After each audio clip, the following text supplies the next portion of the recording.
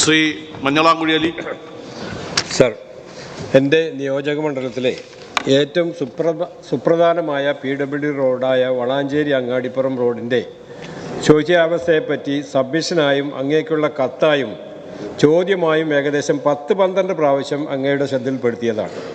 Sir, MES medical college, ജില്ലാ hospital, 12ഓളം private ഹോസ്പിറ്റലുകൾ എന്നിവിടങ്ങളിലേക്ക് ദിവസവും 100 കണക്കിന് ആംബുലൻസുകൾ കടന്നു പോകുന്നതും 20-ലധികം വിദ്യാഭ്യാസ സ്ഥാപനങ്ങളിലേക്കുള്ള റോഡ് എന്ന നിലയിലും ഏറ്റവും അധികം വാഹനങ്ങൾ കടന്നു പോകുന്നതുമായ ഒരു റോഡാണ് സർ ഇത്. ഈ സർക്കാർ അധികാരത്തിൽ വന്നതിന് ശേഷം മലപ്പുറം PWD പ്രയോറിറ്റി ലിസ്റ്റിൽ ഒന്നാമതായിട്ടായിരുന്നു സർ ഈ റോഡിന് സബ്മിറ്റ് ചെയ്തിട്ടുള്ളത്. ഈ റോഡിൻ്റെ കുറച്ച് ഭാഗം നവീകരിക്കുന്നതിന് 2 ഗഡുക്കളായി ബഹുമാനപ്പെട്ട മന്ത്രി ഫണ്ട് അനുവദിച്ചിരുന്നു. അതിന് മങ്കടക്കാരുടെ നന്ദി സർ ഞാനിവിടെ അറിയിക്കുകയാണ്. പക്ഷേ ഈ റോഡിൻ്റെ 6 മുതൽ 14 വരെയുള്ള 8 കിലോമീറ്ററോളം നവീകരിക്കുന്നതിന് നാളിതുവരെ തുക വകയിരുത്തിയിട്ടില്ല. ഏകദേശം 13 വർഷങ്ങൾക്ക് മുമ്പാണ് സർ ഏറ്റവും ഒടുവിൽ ഈ റോഡ് BMBC ചെയ്തത്.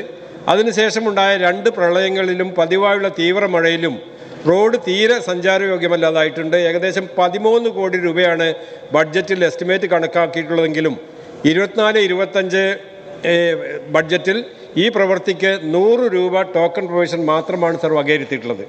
ശബരിമല സ്കീമിലും ഇത് ഉൾപ്പെടുത്തിയിട്ടുണ്ടെന്ന് അറിയുന്നു. റോഡ് പൂർണ്ണമായും ഗതാഗത യോഗ്യമാക്കുന്നതിന് ആവശ്യമായ തുക അനുവദിക്കണമെന്ന് ഒരിക്കൽ കൂടി ആവശ്യപ്പെടുന്നു. അതുപോലെ തന്നെ നേരത്തെ ഭരണാനുമതി ലഭിച്ച റീച്ചിൻ്റെ പ്രവൃത്തി ഇനിയും പൂർത്തിയായിട്ടില്ല. അത് എത്രയും വേഗം പൂർത്തിയാക്കുന്നതിന് വകുപ്പിന് നിർദ്ദേശം നൽകണമെന്നും അഭ്യർത്ഥിക്കുന്നു. ബഹുമാനപ്പെട്ട പൊതുമരാമത്ത് വകുപ്പ് മന്ത്രി.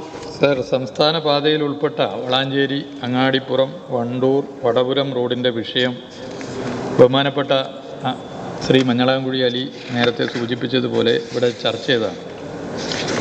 റോഡ് നവീകരണം വളരെ അനിവാര്യമാണ്. അതുതന്നെയാണ് പൊതുമരാമത്ത് വകുപ്പിൻ്റെ അഭിപ്രായം. അതിൽ മറ്റ് ഒരു വിലയിരുത്തലില്ല. ഇതിൻ്റെ ഭാഗമായി 2 റീച്ചുകളിലായി 8 കോടി രൂപ അനുവദിക്കുകയും നവീകരണ പ്രവൃത്തി പൂർത്തിയാക്കുകയും ചെയ്തിട്ടുണ്ട്. ഇനി 2 റീച്ചുകളിൽ കൂടി അടിയന്തരമായി പ്രവൃത്തി അനിവാര്യമാണ്.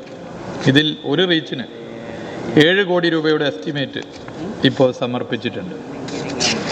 ഇത് ധനകാര്യ വകുപ്പിൻ്റെ പരിഗണനയിലാണ്. അധികം വൈകാതെ നമുക്കതിലൊരു തീരുമാനമാവും. മറ്റൊരു റീച്ചിന് 5 കോടി രൂപയുടെ എസ്റ്റിമേറ്റ് കൂടി സമർപ്പിച്ചിട്ടുണ്ട്. RP list. അതിന് എത്രയും വേഗത്തിൽ ഭരണാനുമതി നൽകാനാണ് ശ്രമിക്കുന്നത്. ഇതിൻ്റെ ഗൗരവം അതേ അർത്ഥത്തിൽ മനസ്സിലാക്കുന്ന ഒരു വ്യക്തിയും ഒരു സർക്കാരും എന്നുള്ള നിലയിൽ എങ്ങനെയൊക്കെ അത് സാധ്യമാക്കാനാകും ആ നിലയിലൊക്കെ തന്നെ ഇടപെടാൻ ഞങ്ങൾ തയ്യാറാണ് എന്നുള്ളതും സഭയെ അറിയിക്കുക.